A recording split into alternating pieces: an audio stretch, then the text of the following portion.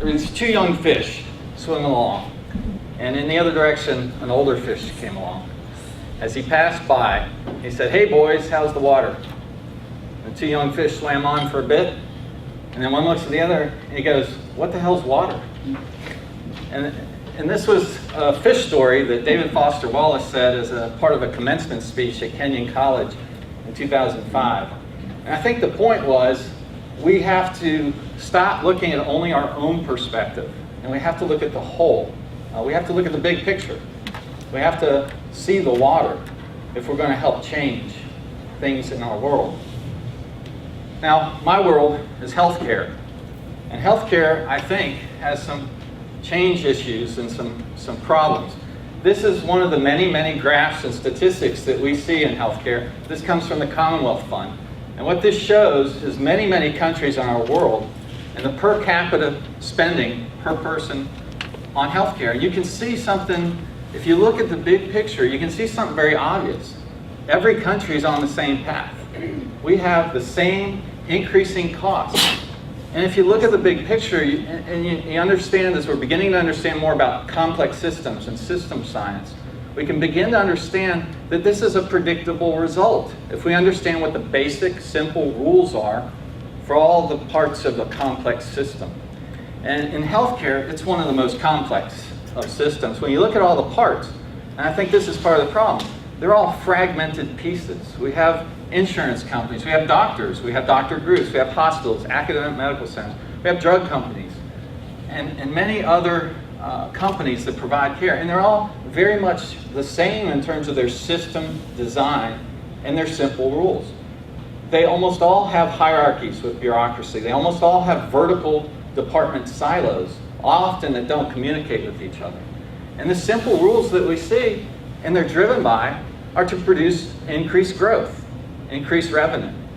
And if every part is trying to optimize themselves and increase growth, if it's a doctor doing more cases in the OR or seeing more patients, or a hospital filling more beds or doing more cases in the OR, it's payers covering more lives, or it's drug companies selling more drugs, then this is just predictable. This is a predictable result of the system. And there's another thing going on in our world and in healthcare, and that is incredible increase in complexity. We see more and more complex things in healthcare, more technologies, more diseases. And that increasing complexity is increasing at a faster and faster pace. And I have to admit, I had a little tiny part to play in increasing the complexity by increasing technology and spreading it globally. This is me in 1994, in the middle of all those surgeons in an OR in Moscow, Russia. I was performing one of the first laparoscopic procedures in the history of Eastern Europe. And it was a laparoscopic splenectomy, and that's taking an organ about as big as your fist out of an incision about the size of a dime. And those surgeons in that OR, and there was about 60, they had never seen anything like this. They had heard about it, but they had never seen it. And they couldn't believe it until they saw it. The next day, there were hundreds of other physicians that heard about it. They didn't believe it. They had to bring the patient into the room with hundreds of physicians in grand rounds, and the patient had to lift up his shirt to show them that there was no incision there, and we got a spleen out through small incisions. And I've had the privilege to have a career where I've traveled around the world, I've done surgery around the world, I've taught around the world, I've learned from many others around the world. In the last 12 months, I've been in 5 different continents talking to over 1,000 different healthcare workers, surgeons. And what we see is the same thing everywhere. We have fragmented parts, we have increasing complexity, more technology, everybody trying to do more, and the results are predictable. Later that night, I learned another thing about spreading technology and learning, and that is developing relationships. We were invited into the hospital GI lab, and they had a covered dish dinner. And it was interesting. Part of the hosting on their part was to get you drunk, because we had 3 glasses on the table there, and they do toasts about every minute. And the big glass was for vodka, the medium-sized glass was for cognac, and the little glass was for wine. We didn't have glasses for non-alcoholic. This is one of my former faculty hitting on the interpreter there. I've learned so much, but what we see is a human desire to learn from each other, to care for each other, but our system structure is just producing increased growth of revenue. And in a fragmented system with increasing complexity, this isn't working well. And we have other industries to learn from. There's a great wealth of knowledge about the NASA shuttle program, where we've learned with a wonderful organization, with brilliant people, but designed very similar healthcare, with a hierarchy, with bureaucracy, with silos that don't communicate. We've learned when the first accident happened at the space shuttle, there was a great investigation into why. And I think most people know that the technical failure was the O-ring, but I don't think many people know that they also said that there was a core problem, and that was the system and management structure and culture in NASA. And because of the increasing complexity of the shuttle, it wasn't able to deal with that. The shuttle is the first spaceship that we send up into space, we bring it back down, and then we have to repurpose it and send it up again.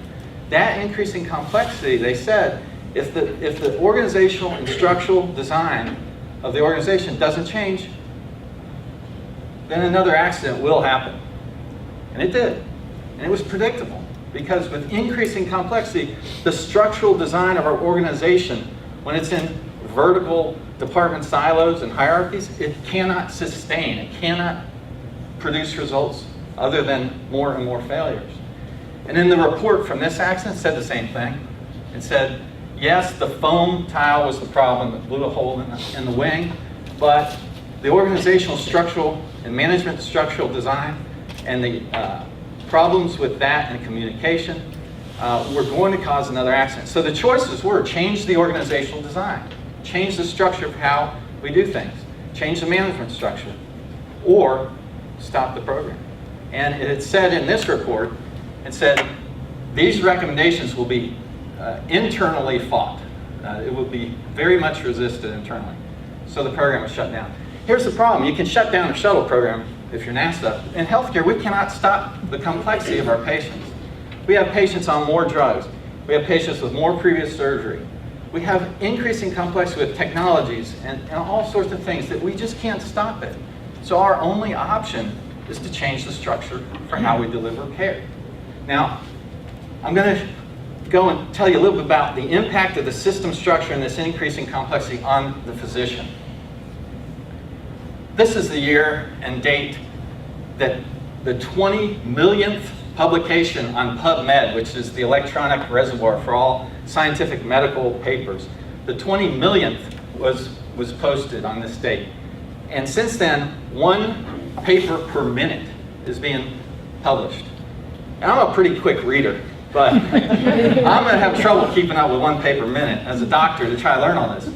Our individual physician model, where I am responsible for caring for other human beings by myself, that's not reality anymore. And I'm not even talking about the exponential wealth of information that's coming out on the internet. There's an unbelievable amount of information worldwide, and I'm reading it and I can't keep up. Some of the best information coming out now is published by patients and their family. They are telling us their experience of care with a certain drug or a certain disease. And I'll tell you what, I would much rather read a blog of a patient's experience with the disease that I treat than another prospective randomized controlled placebo trial. I learned so much more from the patients. And I think that's some of the key. We have an epidemic. We are creating physicians that the system is telling us we have to do it this way, and we can't do it anymore. We have studies from 2009, over 4,000 surgeons. We have 43% of surgeons in active burnout. And this number, a third of surgeons are clinically depressed. I didn't say bummed out from time to time, clinically depressed. And there's another study recently that came out that said 15% of male surgeons and 25% of female surgeons have alcohol abuse and dependency. So we have a system where we have also looked at our training, and we looked at empathy when we start our medical school and residency. And we have people who go into medical school very compassionate. We want to help people. And we have over a dozen studies of what happens with empathy. In the first 2 years of medical school, empathy is still there. When we're reading books and taking tests, it's there. When we finally, after 2 years, get to go see patients and we enter that clinical system, we find that our empathy level goes down. We get less empathic. Then we go into residency. There's 7 studies. Every single one of them says we continue to have our empathy go down. And so basically we have a system where we go into it compassionate. We lose our empathy in med school. We lose our empathy in residency. And then by the time we're allowed to operate on you or your family member, we're either burned out, depressed, or drunk.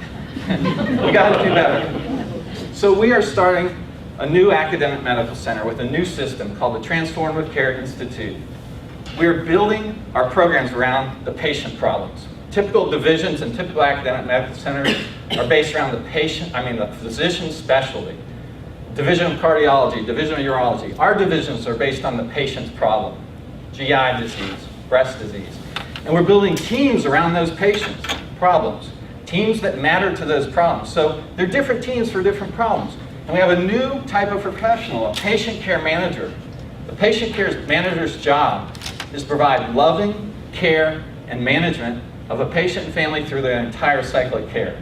And this is one of our patient care managers with one of our patients who broke her neck in rehab, but still we continue to care for that patient, even though what we did was a hernia repair. We also have part of the team that learns how to learn and improve and applies all these tools that we've been trying to apply, Lean, Six Sigma, checklists. Those tools applied to our current system structure aren't working.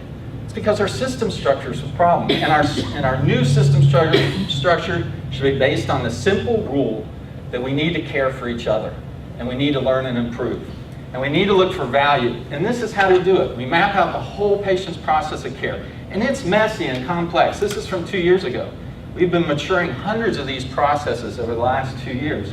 And when we apply Lean and quality improvement to the patient's cycle of care with a team, then we can improve value. And that's what we're trying to do. We're trying to care for each other and improve value. And this is what's come out of our care teams. Just by changing the structure of how we care for each other and how we care for patients, and including the patient and family on the team, we're learning something that I think is the best measure of value I've ever heard of. We're learning that we're changing how we treat each other and how we see the big picture. And we're transforming how we understand the world. We have patients, when I was in individual practice, they would come back after surgery and they would say, "Oh, Dr. Ramshaw, we're so privileged that you are our surgeon. We're so lucky." And that's a pretty nice thing to hear. But since we've done these care teams, the patients and families, they're coming back saying something very different. They're saying, "How can we help?" We feel cared for.